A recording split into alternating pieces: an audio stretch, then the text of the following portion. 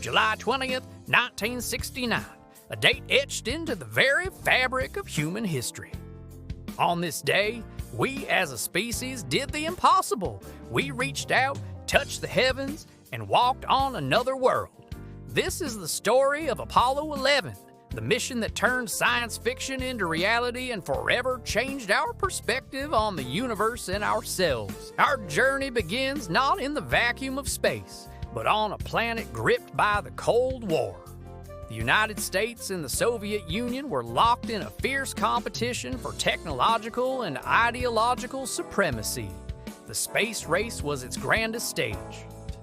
After the Soviets achieved early victories with Sputnik and Yuri Gagarin, President John F. Kennedy made a bold declaration in 1961.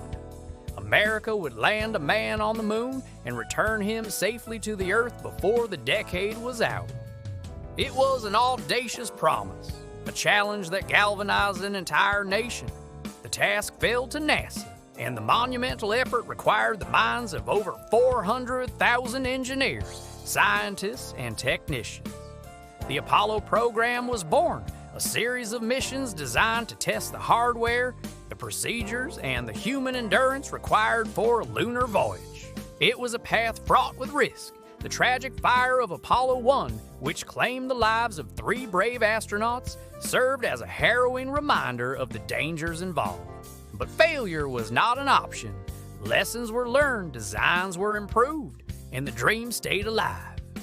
Finally, the day arrived. On July 16, 1969, at Kennedy Space Center in Florida, the world held its breath. Atop the colossal Saturn V rocket, the most powerful machine ever built by humanity, sat 3 men: Commander Neil Armstrong, Lunar Module Pilot Buzz Aldrin, and Command Module Pilot Michael Collins.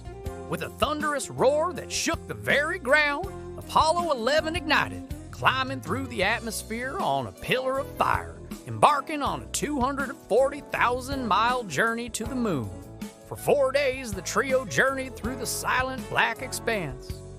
Inside the command module, named Columbia, Michael Collins would perform one of the most crucial and loneliest jobs in history. As Armstrong and Aldrin descended to the surface, Collins would remain in orbit, circling the moon, their only link back to Earth and their only ride home. He was, for a time, the most isolated human being in the universe. As they approached the moon, Armstrong and Aldrin entered the lunar module, a fragile-looking craft named Eagle. They separated from Columbia and began their powered descent toward the Sea of Tranquility. The landing was anything but smooth. Alarms blared in the cockpit as the guidance computer became overloaded. Armstrong, with ice in his veins, took manual control. He skillfully navigated the Eagle over a field of boulders, searching for a safe landing spot with fuel running dangerously low. Back in Houston, Mission Control was on the edge of their seats. The world listened in, every second stretching into an eternity. Then, through the crackle of static, came the calm, collected voice of Neil Armstrong. "Houston, Tranquility Base here. The Eagle has landed." A wave of relief and jubilation washed over Mission Control and echoed around the globe. Humanity had arrived on the moon. A few hours later, the hatch of the Eagle opened. Neil Armstrong carefully made his way down the ladder. As his boot pressed into the fine gray lunar dust, he uttered the immortal words that would define the moment for all time. "That's one small step for a man, one giant leap for mankind." He was soon joined by Buzz Aldrin, who described the scene as magnificent desolation. For the next 2.5 hours, the 2 astronauts explored this alien world. They planted the American flag, a symbol of national achievement, but also a marker for all humanity. They conducted scientific experiments, collected over 47 pounds of lunar rocks and soil, and tested how to move in the moon's 1/6 gravity. Through a grainy black and white television feed, hundreds of millions of people on Earth watched, united in awe and wonder. It was a shared moment of triumph that transcended borders and politics. Their mission on the surface complete, Armstrong and Aldrin blasted off in the Eagle's ascent stage, a critical maneuver that had never been tested with a crew. They successfully rendezvoused and docked with Michael Collins in the orbiting Columbia. The Eagle was jettisoned, and the three heroes began their journey home. On July 24th, the Columbia capsule splashed down safely in the Pacific Ocean, where the crew was recovered by the USS Hornet. They had done it. They had fulfilled Kennedy's promise. The legacy of Apollo 11 is immeasurable. It was a stunning victory in the space race, yes, but its impact goes so much further.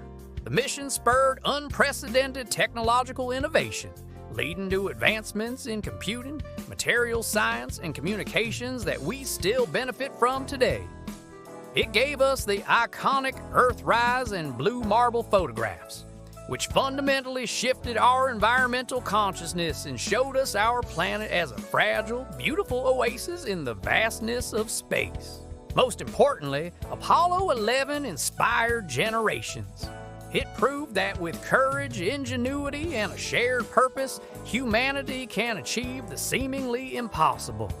It taught us to look up at the moon not as a distant, mysterious light, but as a destination we have visited, a place we can return to. Today, as NASA's Artemis program prepares to send the next generation of astronauts, including the first woman, back to the lunar surface, the spirit of Apollo 11 is alive and well.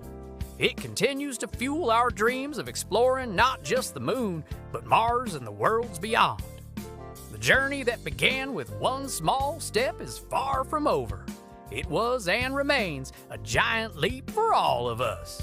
Thank you for joining us on this incredible journey back to the moon. If you were inspired by this story, please hit that like button and subscribe for more explorations into the greatest moments in history and science. We'll see you in the next one.